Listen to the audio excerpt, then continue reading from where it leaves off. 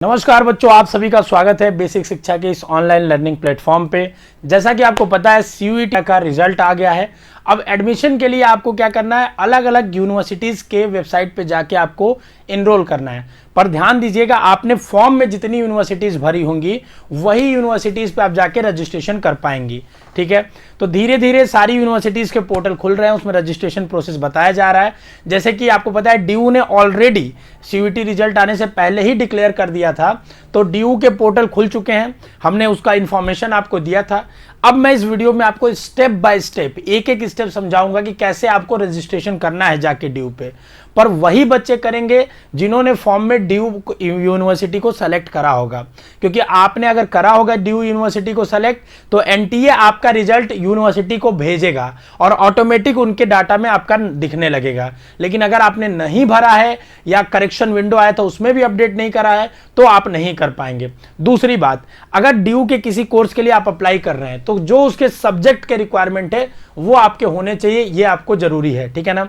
अब आगे आने वाले वीडियोस में बच्चों हम लोग देखेंगे कि डीयू के अलग अलग कैंपस जो है, north campus, south campus, off campus, evening college, girls college, ये सारे कॉलेजेस की डिटेल में हम एक एक वीडियो बना के आपको बताएंगे। उसके बाद हम उसकी फीस बताएंगे आपको, उसका कट ऑफ, क्या सब्जेक्ट कॉम्बिनेशन, कौन सा कोर्स चल रहा है। तो आप चैनल को सब्सक्राइब कर लीजिएगा और एक प्लेलिस्ट हमने बनाई है कॉलेज एडमिशन सीरीज से, उसको देखिएगा। उसमें रेगुलर हम लोग अच्छी अच्छी वीडियोस दे रहे हैं जो आपके इंफॉर्मेशन और आपके एडमिशन के लिए बहुत जरूरी है। ठीक है, तो चलिए सबसे पहले आपको ये क्या करना है बच्चों कि ये वेबसाइट आपको देखनी है admission.uod.ac.in।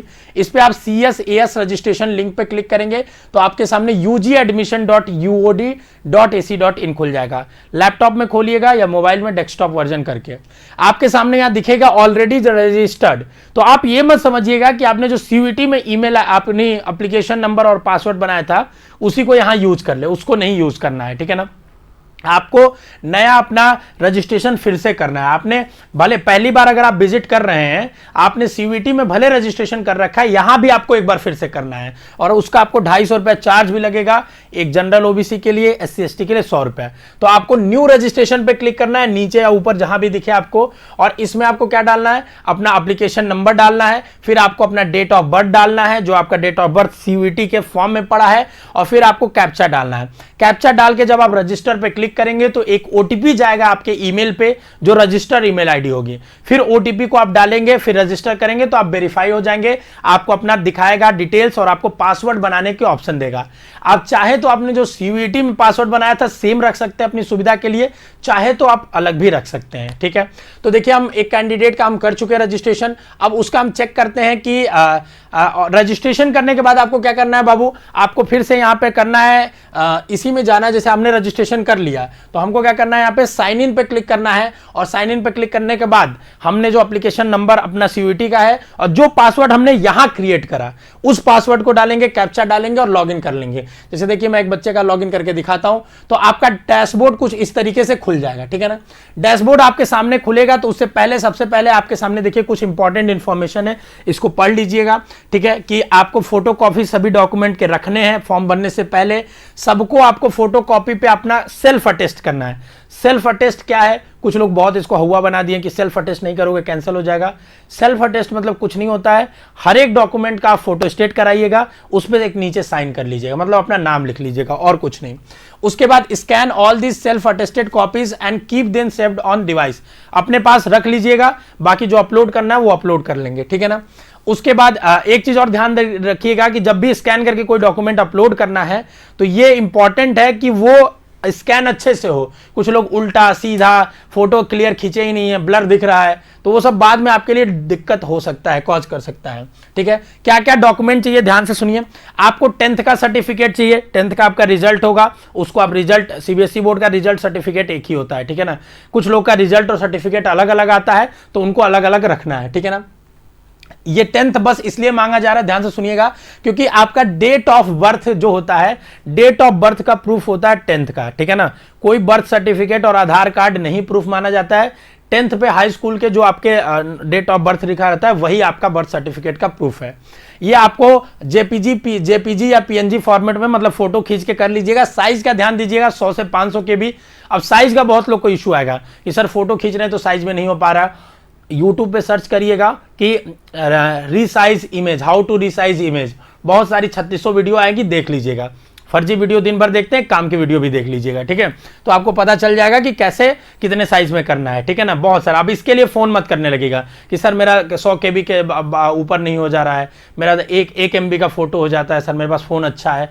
तो ये सब मत करिएगा, ये थोड़ा दिमाग से आप इसको कंप्रेस कर लीजिएगा। फोटोज खींचने के बाद उसको कंप्रेस कर लीजिएगा किसी वेबसाइट से, वो आपको यूट्यूब से पता चल जाएगी, ठीक है ना।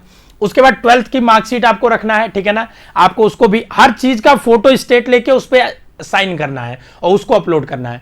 अगर मार्कशीट आपको नहीं मिला है, जैसे कुछ बच्चों का, हालांकि सबका रिलीज हो चुका है, फिर भी आपके स्कूल वाले अगर नहीं दे रहे हैं, तो आपका जो आप अपने बोर्ड की वेबसाइट से या डिजी लॉकर से मार्कशीट डाउनलोड करिएगा और उसको प्रिंट करा के उसको सेल्फ अटेस्ट करके अपलोड कर दीजिएगा। साइज सेम फिर से 100 से 500 KB के अंदर होना चाहिए, ठीक है ना। और अगर आप कैटेगरी से SC ST OBC EWS minority, ठीक है ना, आप KM PH जो भी कैटेगरी से हैं, आप CW, एक दिल्ली में ड्यू में एक अलग कोटा होता है, जो डिफेंस के वार्ड होते हैं, जो बच्चे होते हैं जो वॉर में विडोज हो जाती हैं, उनके बच्चे होते हैं, उनके लिए एक स्पेशल कोटा है, ठीक है ना। तो उन सभी का आपको सर्टिफिकेट बनवा लेना है, लेटेस्ट, हमने पहले भी बताया था बनवाने का, और सेम साइज है आपका।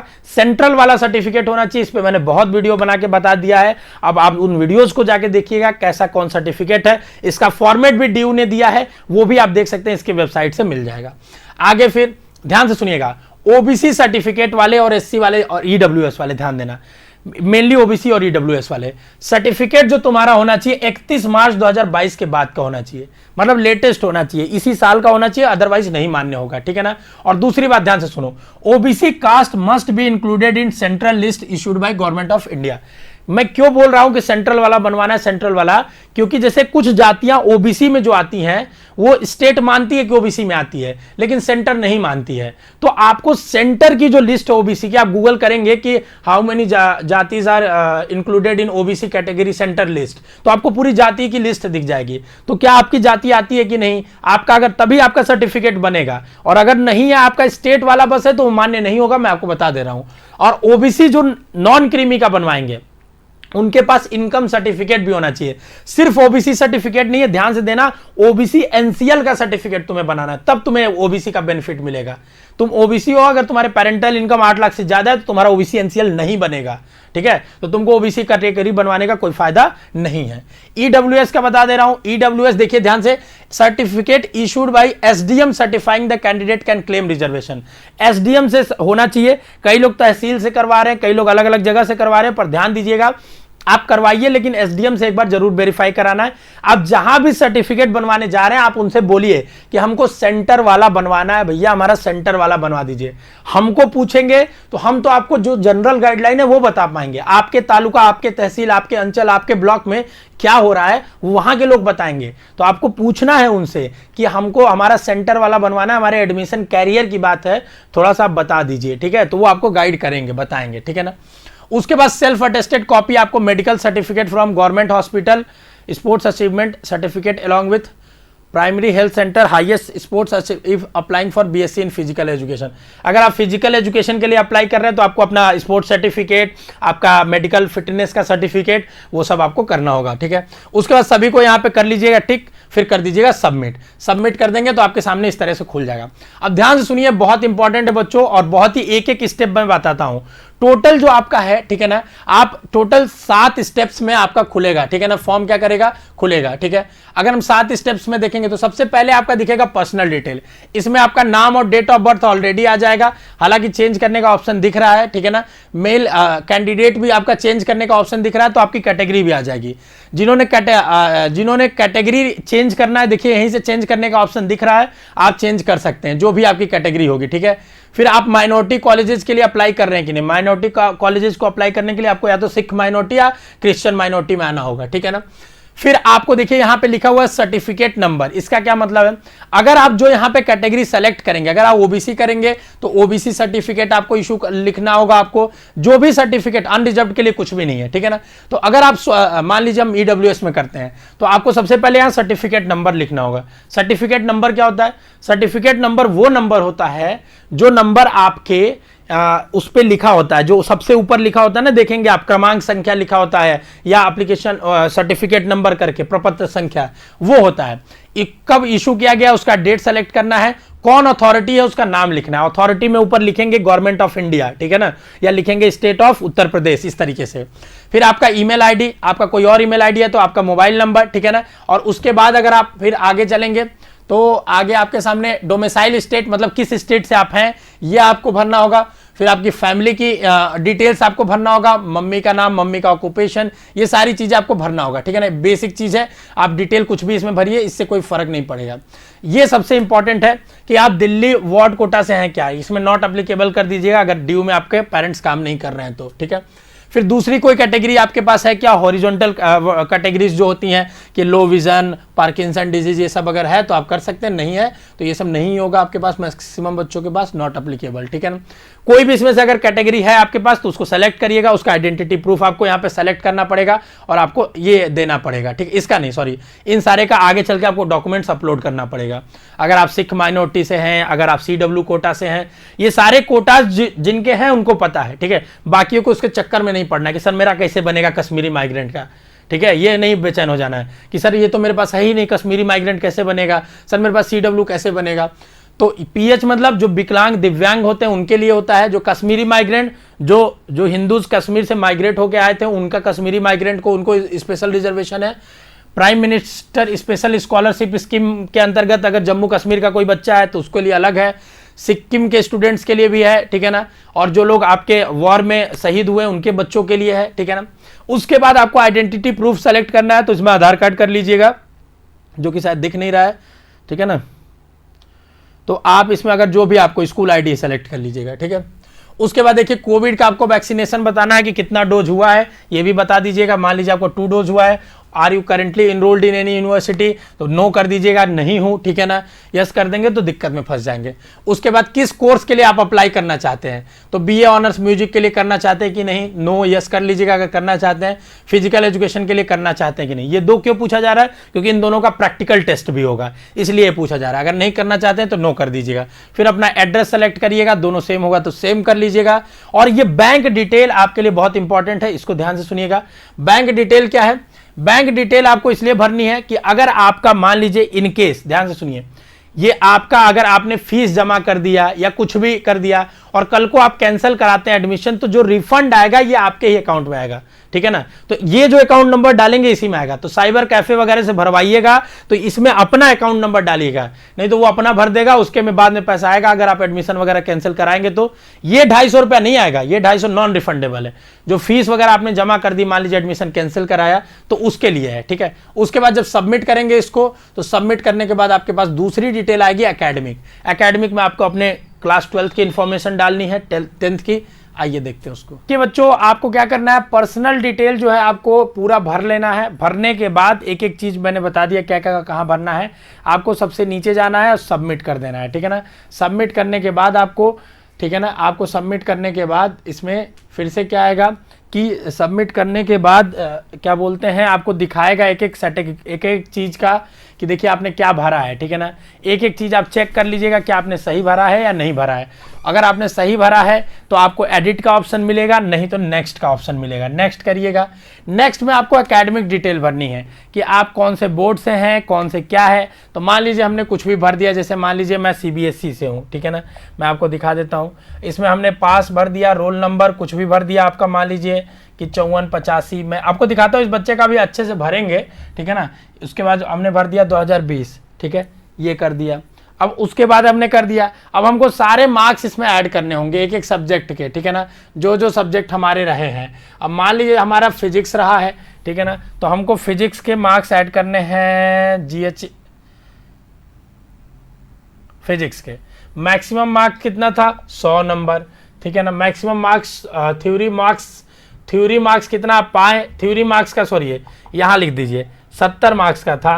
70 में आप कितना पाए थे, 43 पाए थे मान लीजिए। अब उसके सब्जेक्ट देखिए, ध्यान से सुनिएगा, यहाँ पे फिर प्रैक्टिकल मार्क्स मैक्सिमम कितना था, 30 था। 30 में आप कितना पाए, 30 में आप 23 पाए, ठीक है मान लीजिए। Total maximum subject. अब यहाँ दिक्कत क्या आएगा देखो मैं बता रहा हूँ, ठीक है ना।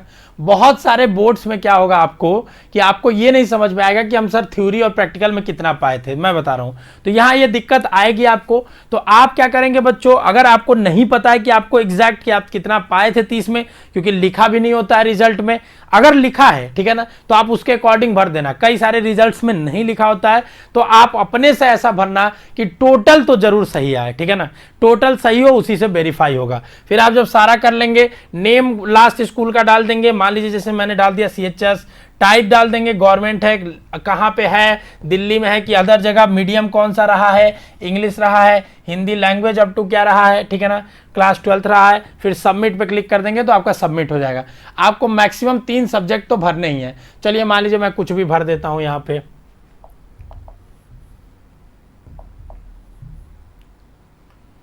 जैसे मान लीजिए मैं भर के बस दिखा रहा हूं आपको, ठीक है ना।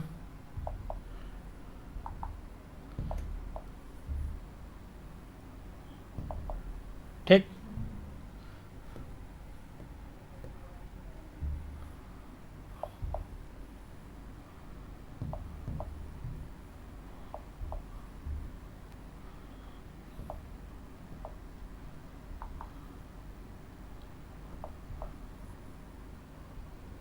ठीक, इस तरह से आप भर देंगे, सबमिट कर देंगे। देखिए मैं आपको बता रहा हूं, सबमिट करने पे आपको फाइनल दिखेगा कि आपने 3 सब्जेक्ट, 5 सब्जेक्ट आप भर सकते हैं, 5 जो है। उसके बाद 5 भरने के बाद आप 5 भरिएगा, अपना परसेंटाइल सब देख लीजिएगा, सब कुछ सही है कि नहीं, गलत है तो एडिट, नहीं तो नेक्स्ट। नेक्स्ट करने के बाद आपका आता है स्पोर्ट्स। अगर स्पोर्ट्स कैटेगरी में कर रहे हैं तो यस, आपने नो कर दिया तो आपको करना ही नहीं है कुछ भी। अगर आपको करना है यस तो क्लिक टू अप्लाई कर देना है, जो कि करना होगा उसके आगे का प्रोसीजर, नहीं तो नेक्स्ट। नेक्स्ट है ECA कैटेगरी बच्चों, एक्स्ट्रा करिकुलर एक्टिविटीज, इसमें भी आपको नो कर देना है, ठीक है ना। फिर नेक्स्ट करना है।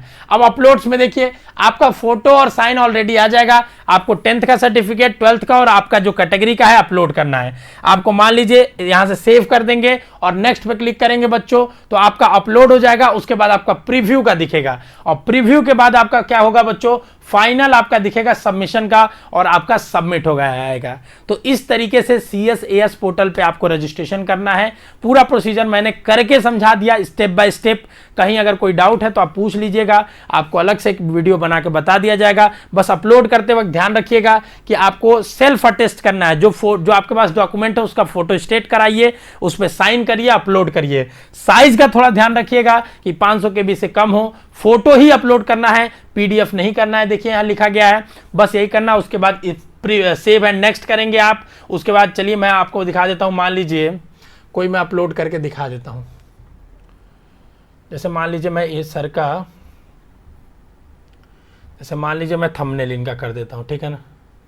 स्टार्ट अपलोड मैं दिखाता हूं, सेलेक्ट फाइल, मैं अपलोड करके आपको बस दिखा देता हूं। अभी मैं इसको सही कर लूंगा क्योंकि एडिट का भी ऑप्शन है यहाँ पे, ठीक है ना। फिर जब अपलोड हो जाएगा नेक्स्ट करेंगे हम। अब सारा आपको प्रीव्यू दिखेगा, क्या आपका सही है, एक एक चीज का दिखेगा। एक एक चीज जब आप देखोगे सही है तो आई एग्री करके सबमिट कर देना, पेमेंट हो जाएगा। और पेमेंट के बाद अगर कोई गलत है तो मॉडिफाई सेक्शन पे क्लिक करके आप शुरू से जाके एक एक चीज को एडिट कर सकते हो, एक एक सेक्शन पे जाके आप एडिट कर सकते हो। ये पूरा स्टेप है बाबू, आप ध्यान से देख लीजिएगा, समझ लीजिएगा। आप बुलेटिन है इसको भी पढ़ सकते हैं एक एक स्टेप के लिए, ठीक है ना। बाकी कोई डाउट है तो कमेंट बॉक्स में डाल दीजिएगा, हम लोग और भी आएंगे अलग अलग यूनिवर्सिटीज पे, आपको बताई जाएगी, ठीक है ना। स्वस्थ रहिए, मस्त रहिए, खुश रहिए, ऑल द बेस्ट।